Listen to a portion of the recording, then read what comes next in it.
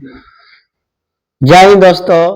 आज आप लोग के सामने क्लास 10th का हिस्ट्री में आप लोग के सामने ऑब्जेक्टिव लेकर आए हैं लेसन 1 का, जिसका नाम है यूरोप में राष्ट्रवाद। चैप्टर का नाम क्या है? यूरोप में राष्ट्रवाद। और बाबू ये ऑब्जेक्टिव जो है 2025 के लिए लेकर आए हैं। कितना के लिए बाबू? 2025 के एग्जाम के लिए लेकर आए हैं। चलिए बाबू चलते हैं फर्स्ट क्वेश्चन की ओर।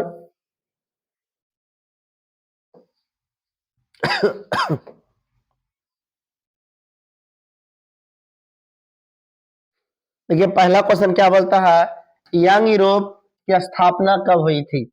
क्वेश्चन है बाबू, यंग यूरोप की स्थापना कब हुई थी? तो यंग यूरोप की जो स्थापना हुआ था बाबू, हुआ था 1834 में। यंग यूरोप की स्थापना कब? 1834 में। कौन किया था बाबू? तो मेजनी किया था। कौन किया था? मेजनी। देखिए 1834 ऑप्शन है? नहीं है, ये भी नहीं है, ये भी नहीं है, ये भी नहीं है, यानी कि बाबू इसमें से कोई भी नहीं है बाबू। तो इसका सोल्यूशन क्या होगा?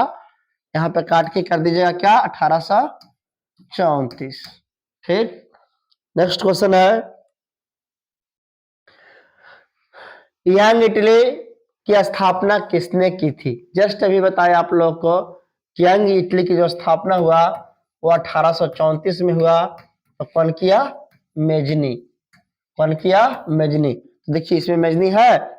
यस बाबू मेजनी है, भेजनी कर दिया मेजनी, यानी option number A correct answer.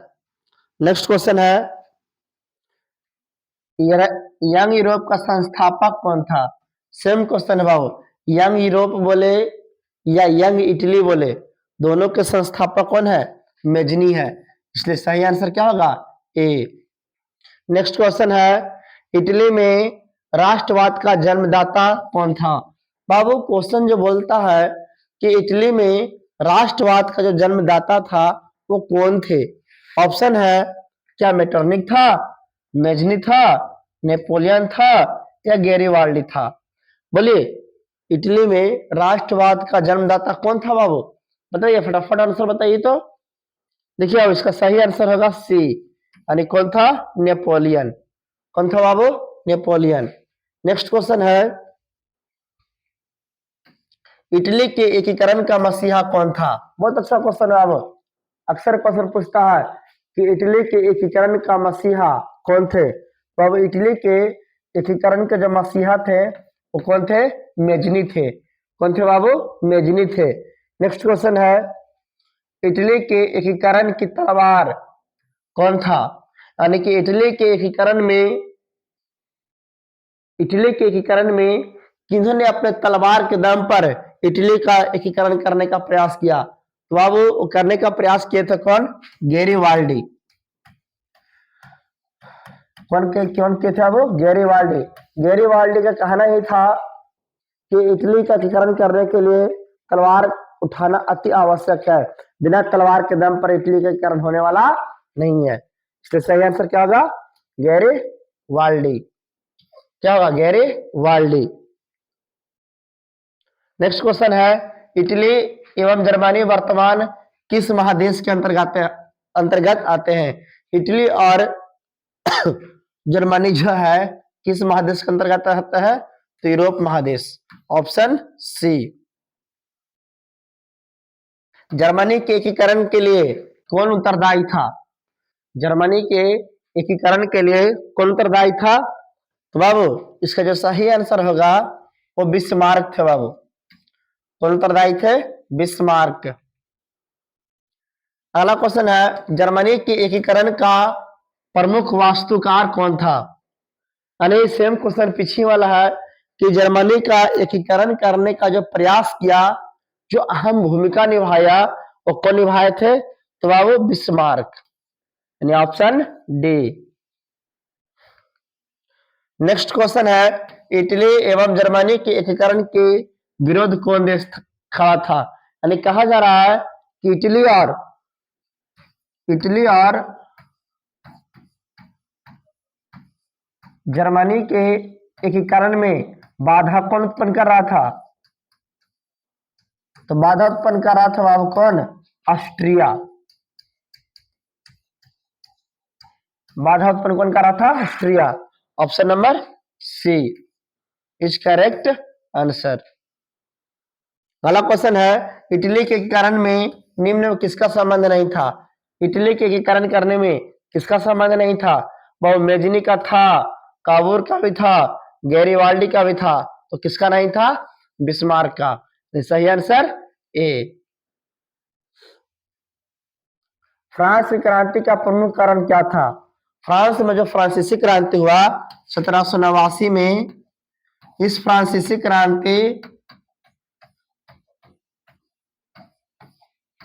क्रांति का जो प्रमुख कारण क्या था? निरंकुश शासन। जो राजा था लुई सलामा, वो निरंकुश शासक था।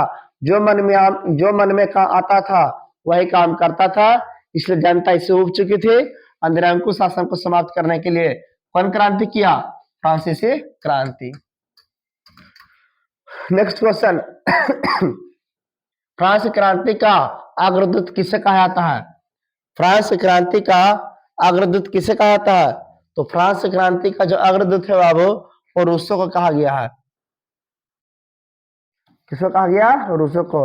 Option number D. फ्रांस ने मानव और नागरिक अधिकारों की घोषणा किस सभा में की थी? तो बाबू इसका जो सभा क्या था?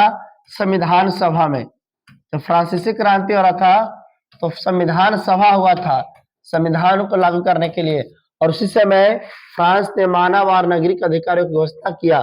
सही आंसर क्या होगा? संविधान सभा। Option number B. Next question, France में सामंतवाद का अंत कब हुआ? फ्रांस में सामंतवाद का अंत हुआ 4 अगस्त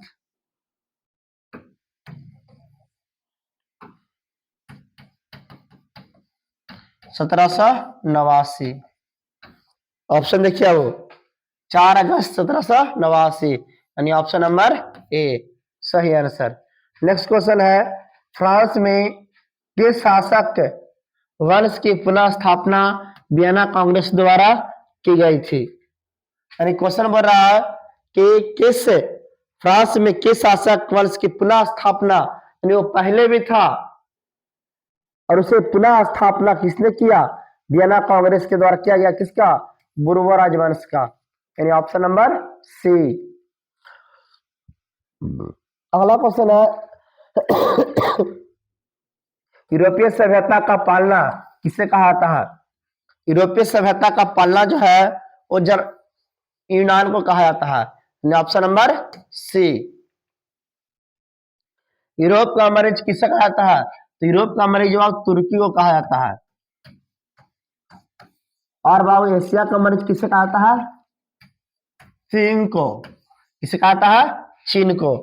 यानी कि यूरोप का मरीज किसे? तुर्की को बाबू। Option number A. अगला क्वेश्चन है बाबू, एक चीज ध्यान दीजिएगा, अगर आप लोग चैनल पर नए होंगे तो चैनल को सब्सक्राइब कीजिएगा बाबू, और कमेंट में लिखिए कि हाँ सर हमें समझ में आ रहा। ऐसे ही वीडियो और भी बनाते रहिए, और अपने दोस्तों के पास भी इस वीडियो को ज्यादा से ज्यादा शेयर कीजिए, ताकि वो भी आप भी पढ़ ले और आपका दोस्त भी पढ़ ले बाबू, कुछ ज्ञान उन्हें भी मिल जाए। देखिए, यूरोप वासियों, अगला क्वेश्चन है, यूरोप वासियों के लिए किस देश का साहित्य एवं ज्ञान विज्ञान प्रेरणा स्रोत रहा? इसका सही आंसर होगा बाबू यूनान। Option number B. यूरोपीय राष्ट्रवाद से प्रभावित होकर किस भारतीय शासक ने जकोबिन क्लब की स्थापना किया? तो वो व्यक्ति थे टीपू सुल्तान। कहाँ के शासक थे? तो वो मैसूर के थे, यानी option number B Tipu Sultan. Bismarck कौन था? तो बिस्मार्क बाबू एक कूटनीतिज्ञ था। क्या था? कूटनीतिज्ञ था। बिस्मार्क प्रसा का चांसलर कब बना? तो 1862 में। ऑप्शन 1862, यानी option number is B is correct answer. Next question आपके स्क्रीन पर बाबू कि बिस्मार्क किस विद्वान की विचारधारा से प्रभावित था? बिस्मार्क जो था किस विचारधारा के, किस विद्वान विचारधारा के विचार से प्रभावित था? तो उस विद्वान व्यक्ति का नाम था हेगेल। कौन था? हेगेल, यानी option number is B is correct answer. Next question है वियना सम्मेलन कब हुआ? तो वियना सम्मेलन 1815 अब इसमें कौन कौन शामिल था? 5 देश, 4 देश। 1815। इसका वियना सम्मेलन का मुख्य उद्देश्य क्या था? नेपोलियन बोनापार्ट को मारकर छितरा देना। वियना सम्मेलन का अध्यक्ष कौन था? तो वियना सम्मेलन का अध्यक्ष था मेटरनिक। देखिए ऑप्शन में है मेटरनिक। यस, वो मेटरनिक कौन था? ऑस्ट्रिया का चांसलर।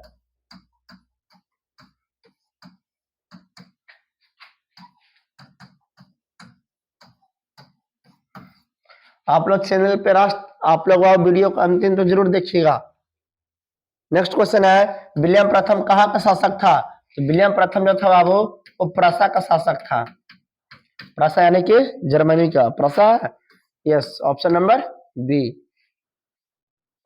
नेपोलियन कोड में कितने कुल कोड थे? तो नेपोलियन कोड में कुछ 5 कोड था। कितना कोड था? 5 code. Option number is B. Napoleon ने जर्मनी में किस संघ की स्थापना किया था? जर्मनी में, तो जर्मनी में क्या था? वो राइन संघ का।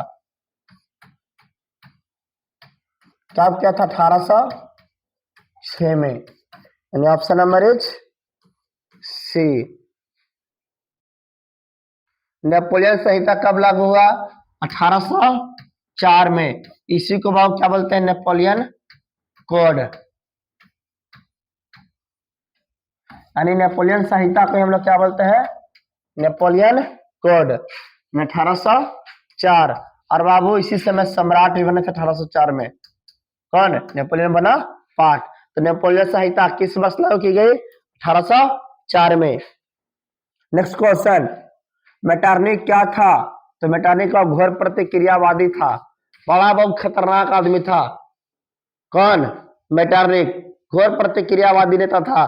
किसी को बात चलता उलता नहीं था इसके सामने, पूरा यूरोप थर थर कांपता था। किससे? तो मेटरनिक से बाबू। मेटरनिक का पतन कब हुआ? 1848 में।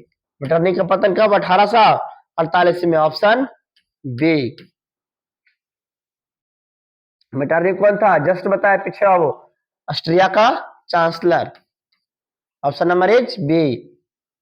मेजनी ने सन 1834 में किस संघ की स्थापना किए थे? सबसे पहले बताया था बाबू यंग इटली का। ऑप्शन नंबर इज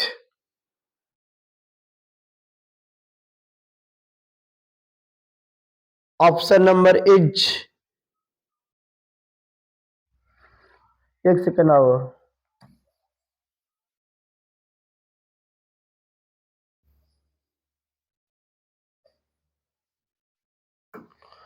मेजनी ने 1834 में किस संघ की स्थापना किया था? वो यंग यूरोप का। किसका क्या था? यंग यूरोप का। अगला क्वेश्चन है मेजनी का संबंध किस संगठन से था? तो मेजनी का संबंध था वो कार्बोनरी से। कार्बोनरी की स्थापना कब? 1810 में। और इसका सदस्य क्या बने थे? 1820 में। क्वेश्चन क्या बना? मेजनी का संबंध किस संगठन से था? तो कार्बोनरी से। जलबरान एक संस्था थी। जलबरान एक संस्था क्या थी? व्यापारिक संस्था थी। और व्यापारियों की संस्था थी। जलबरान की स्थापना किस राज्य ने किया? तो प्रसा ने किया हुआ। Option number is a. Hungary की राजधानी कहाँ है बाबू? तो हंगरी की राजधानी बुडापेस्ट है। हंगरी की राजधानी कहाँ है बाबू? तो बुडापेस्ट है। नेक्स्ट क्वेश्चन है हंगरी की भाषा क्या थी? बोलिए हंगरी की भाषा क्या थी? तो हंगरी की भाषा थी बाबू मैंग्यार। म्यांमार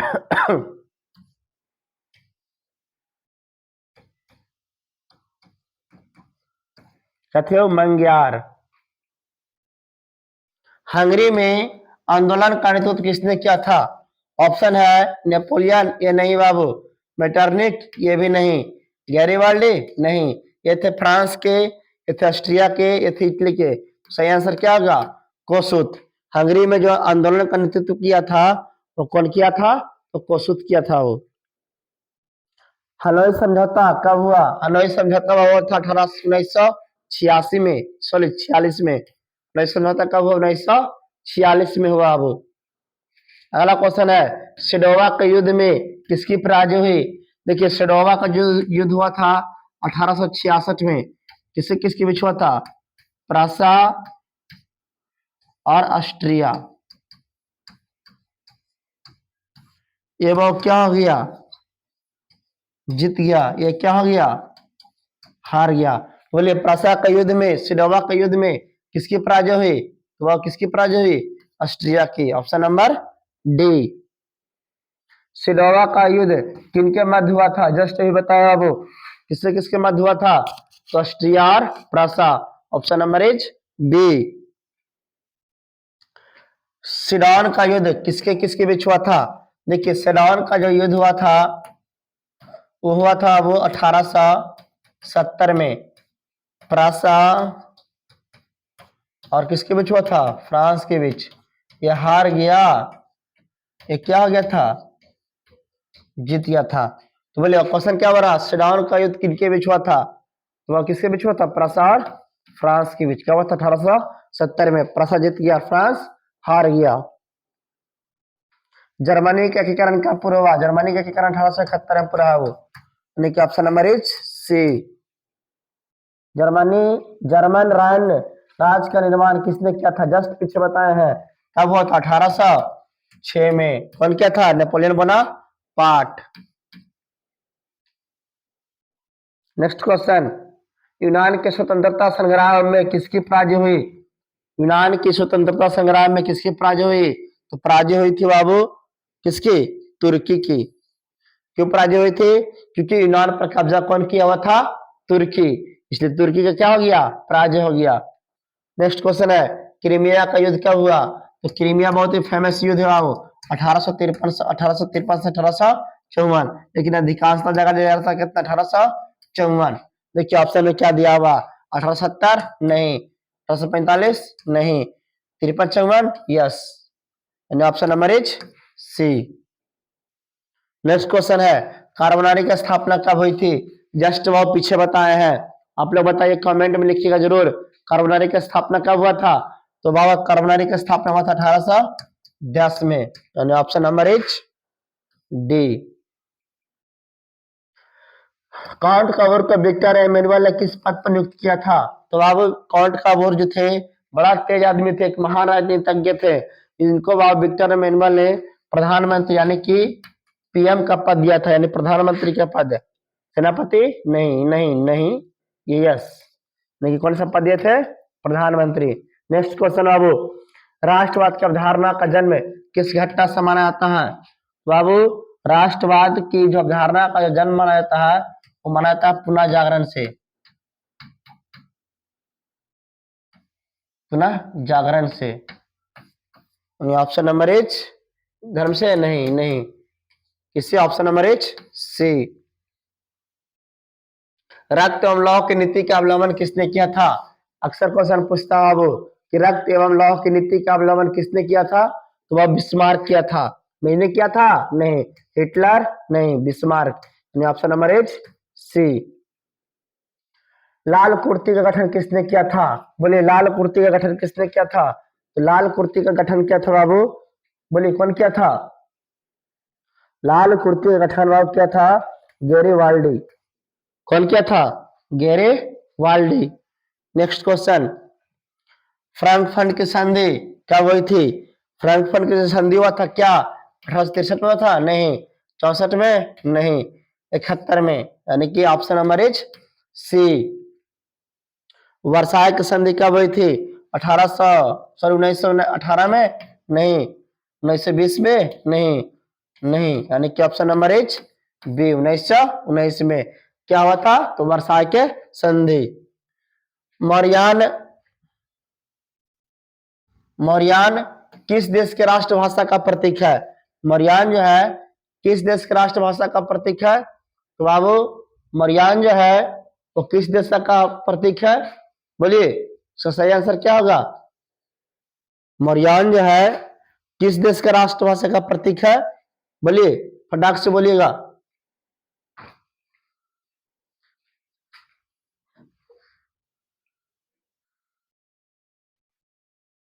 बोलिए अब, क्या होगा इसका सही आंसर? क्या फ्रांस होगा या जर्मनी होगा या इटली होगा? नहीं, इसका सही आंसर क्या होगा? फ्रांस। नेक्स्ट क्वेश्चन है, इंग्लैंड का कौन कवि यूनानियों की स्वतंत्रता के लिए यूनान में ही शहीद हो गए? कहने का मतलब हुआ, यूनान का कौन सा ऐसा कवि है जो जो बाबू यूनान को आजाद करवाने के चक्कर में अपने आप को शहीद हो गए। सोचो क्या महान कवि थे जो दूसरे देश को आजाद करवाने के लिए वो शहीद हो गए। उस महान कवि का नाम क्या था? Lord Byron. मृत्यु कब हुआ था? 1824 में।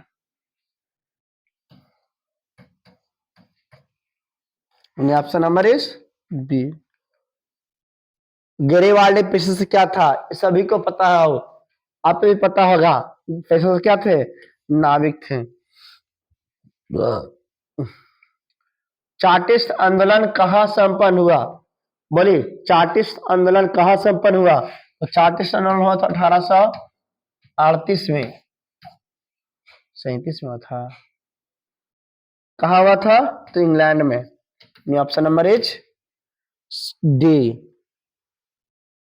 वार एंड पीस किसकी रचना है? एवोल्यूशन 2 से दिया हुआ है।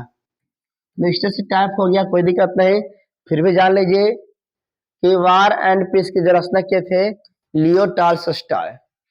कौन के थे? Leo Tolstoy. नेक्स्ट क्वेश्चन है, किस युद्ध के बाद जर्मनी का एकीकरण पूरा हुआ? बताइए कौन सा युद्ध हुआ था उस युद्ध के बाद जर्मनी का एकीकरण हुआ था? तो सेडान का युद्ध। क्या हुआ था? 1870 में। Option number is D. Next question है, किस युद्ध के बाद इटली का एकीकरण पूरा हुआ? सेम क्वेश्चन है बाबू, इसका भी आंसर वही होगा, सीडन का युद्ध। सीडन के युद्ध के बाद क्या हो गया? इटली का एकीकरण हो गया। वो नेक्स्ट क्वेश्चन है, किस संधि के द्वारा जर्मनी का एकीकरण पूरा हुआ? बताइए किस संधि के द्वारा? 1870 में हुआ था, 71 में हुआ था, फ्रैंकफर्ट की संधि। Option number is a. किसने कहा था फ्रांस जब छिकता है तो बाकी यूरोप को सर्दी जुकाम आता है? वही बकलोलवा बाबू, जिसका नाम क्या है? मेटरनिक। यानी ऑप्शन नंबर इज सी। किसने अपनी कूटनीति के बल पर इटली की समस्या को संपूर्ण यूरोप की समस्या बना दिया था? बाबू वही महान इटली का कूटनीतिज्ञ नेता जिनका नाम था काउंट काबूर। इसलिए इसका सही आंसर क्या होगा? काउंट काबूर नहीं, बाबू अपने कूटनीति के बल पर इटली की समस्या पूरे यूरोप की समस्या बताया था वो। सन 1870 में फ्रांस और प्रसा के बीच कौन सा युद्ध हुआ? बार बार पीछे बताते आ रहे हैं। कौन सा युद्ध हुआ था? सडान का युद्ध। कौन सा युद्ध हुआ था? सडान का युद्ध।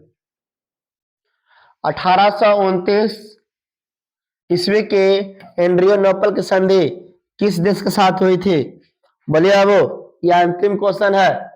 बोलिए, 1829 में एड्रियानोपल की संधि किस देश के साथ हुई थी? तो तुर्की और रूस के बीच। बोले किसके बीच हुआ था? तुर्की और रूस के बीच। अंतिम क्वेश्चन, मार्च 19, देखिए लेसन 3 का दे दिया गया है, कोई दिक्कत नहीं है। मार्च 1946 में फ्रांस तथा वियतनाम के बीच होने वाला समझौता किस नाम से जाना जाता है? बताइए किस नाम से? तो बाबू ये नाम जाना जाता है हनोई समझौता से।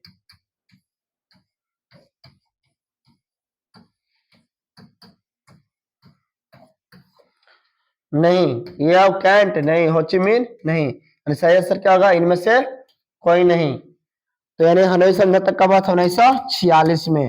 ऑप्शन में नहीं है बाबू, इसलिए option number is D. I hope आपको वीडियो अच्छा लगा होगा, तो आप भी बाबू अपने दोस्तों के पास शेयर जरूर कीजिएगा, और ऐसे ही बाबू वीडियो को पाने के लिए आप चैनल को सब्सक्राइब कीजिए और वीडियो को शेयर भी कीजिए। धन्यवाद बाबू।